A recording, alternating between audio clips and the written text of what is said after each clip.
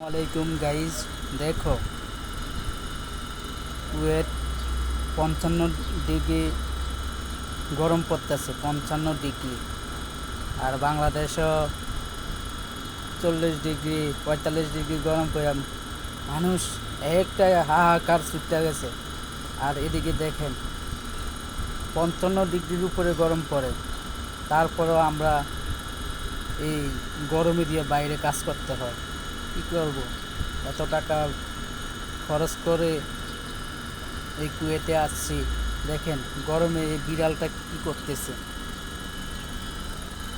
দেখেন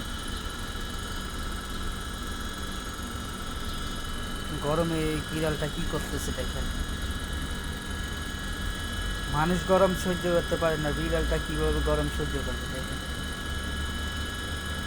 আর আরব কান্ট্রি তো গরম আপনারা জানেনই, গরম কতটুকু পড়ে।